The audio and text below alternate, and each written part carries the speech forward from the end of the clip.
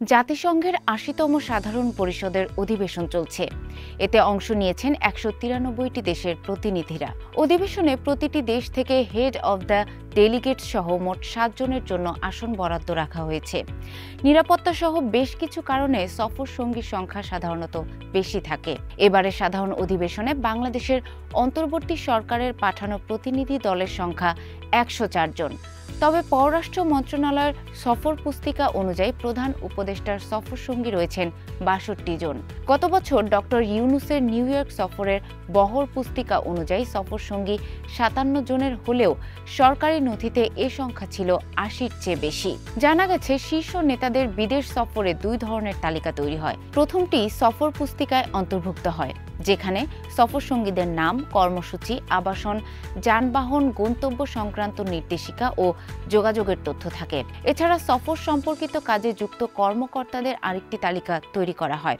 তারা সবাই একই ফ্লাইটে না গেলেও সফরের আগে, চলাকালে বা বিশেষ দায়িত্বে যুক্ত থাকেন। এবার অংশ নেওয়া ১০৪ জন প্রতিনিধির মধ্যে রয়েছেন উপদেষ্টা মণ্ডলীর সদস্য, নিরাপত্তা বাহিনীর সদস্য, সরকারি কর্মকর্তা এবং ৩টি রাজনৈতিক দলের ৬ জন নেতা। রাজনৈতিক নেতারা হলেন বিএনপি মহাসচিব মির্জা ফখরুল ইসলাম আলমগীর, বিএনপির ভারপ্রাপ্ত চেয়ারম্যানের পররাষ্ট্র বিষয়ক উপদেষ্টা হুমায়ুন কবির, জামায়াতে ইসলামীর নায়েবে আমির সৈয়দ আবদুল্লাহ মোহাম্মদ তাহের ও সদস্য মোহাম্মদ নকিবুর রহমান, জাতীয় নাগরিক পার্টির সদস্য সচিব আক্তার হোসেন এবং দলটির জ্যেষ্ঠ যুগ্ম সদস্য সচিব তাসনিম জারা।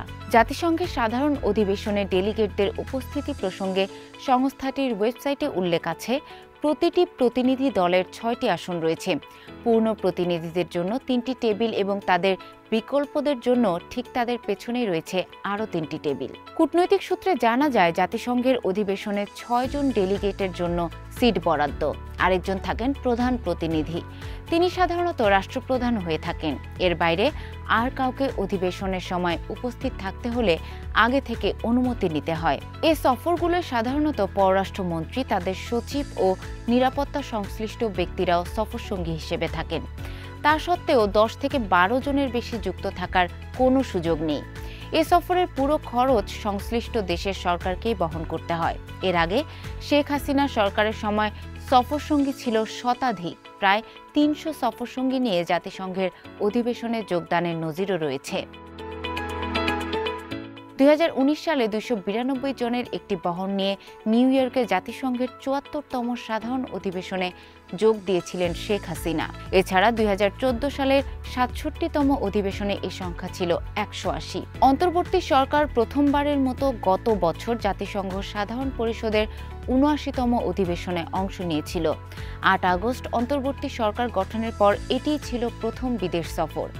সেখানে প্রতিনিধি ছিলেন ৫৭ জন। এর আগে গত বৃহস্পতিবার এক বিবৃতিতে টিআইবির নির্বাহী পরিচালক ডক্টর ইফতেখারুজ্জামান বলেন, জাতিসংঘের সাধারণ অধিবেশন সহ বিভিন্ন আন্তর্জাতিক ফোরামে বিশাল আকারের প্রতিনিধি দল পাঠানো অতীতে একটি লজ্জাজনক চর্চায় পরিণত হয়েছিল, যা কোনো কোনো সময় ২ শতাধিকেও পৌঁছেছে।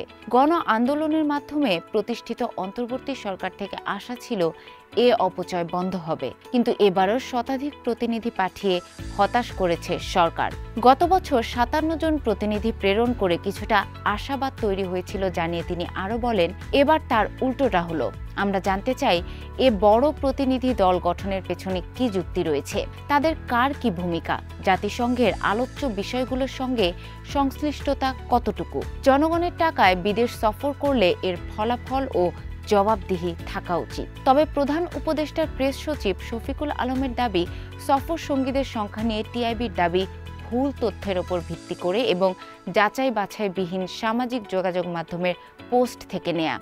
গতকাল নিজের ভেরিফাইড ফেসবুক পেজে দেয়া এক স্ট্যাটাসে প্রেস সচিব উল্লেখ করেন, প্রধান উপদেষ্টার বর্তমান প্রতিনিধি দল অতীতের হাসিনা আমলের তুলনায় উল্লেখযোগ্যভাবে ছোট এবং অনেক বেশি মনোযোগী, কর্মঠ ও ফলাফলমুখী। টিআইবি দীর্ঘদিন ধরে স্বচ্ছতার পক্ষে কাজ করছে এবং একটি মর্যাদাপূর্ণ নাগরিক সমাজ সংগঠন। তবে যাচাই করা তথ্যের পরিবর্তে গুজব ও সামাজিক যোগাযোগ মাধ্যমের ভুয়া তথ্যের উপর নির্ভর করে জনসম্মুখে বিবৃতি দেয়া হতাশাজনক।